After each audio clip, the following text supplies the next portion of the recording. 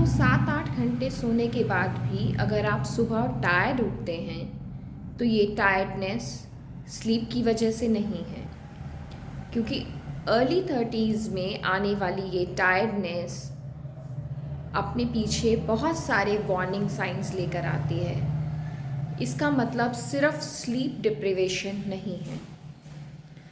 हमारी ये टायर्डनेस और ये रोज़ रोज़ का फटीग आयुर्वेद के हिसाब से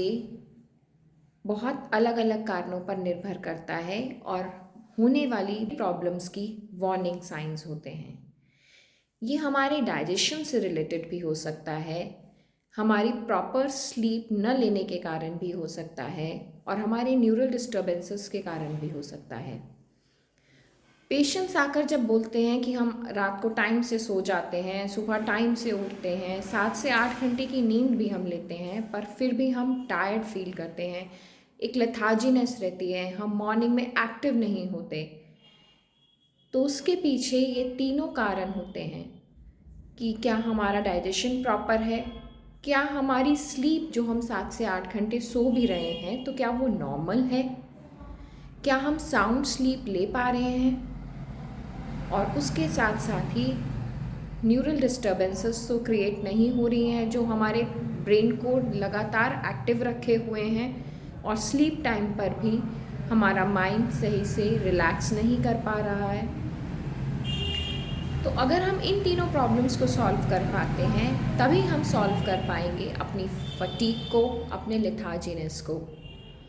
हम extra amounts of coffee start कर देते हैं to make ourselves feel energetic, या फिर हम बहुत जिम स्टार्ट कर देते हैं या जिम में अपनी एक्सरसाइज को पुट ऑन कर लेते हैं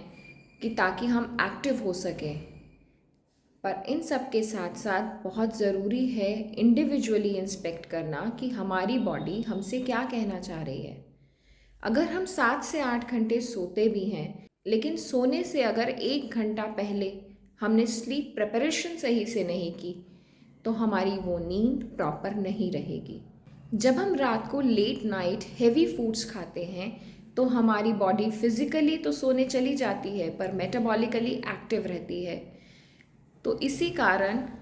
वो रिस्टोर नहीं कर पाती वो एनर्जी जो कि उसको रात को शेड्यूल्ड करनी चाहिए। रात को लेट नाइट तक हमारा स्क्रीन टाइम, हमारा टीवी टाइम हमारे माइंड को एक्टिव रखता है, जिसके कारण एकदम से टीवी या मोबाइल का स्विच ऑफ करते ही सो जाएं और सोचें कि हमें बहुत अच्छी नींद आएगी, तो ये पॉसिबल ही नहीं है। हमारी बॉडी का शटडाउन हो जाता है पर हमारा मेंटल शटडाउन नहीं हो पाता। आपने देखा भी होगा कि हम लास्ट के 1 घंटा सोने से पहले जो सब चीज़ें कर रहे होते हैं या सोच रहे होते हैं या हमने तभी कुछ देखा होता है तो हमारा माइंड अनकॉन्शियस स्टेज में भी उन्हीं चीज़ों को रिपीट करता रहता है, या we have dreams like that. या अगर हमारी बॉडी शट डाउन कर जाती है पर हमारी बॉडी के सिस्टम्स शट डाउन नहीं करते प्रॉपरली, तो बहुत ज़रूरी है सोने से पहले का 1 घंटा,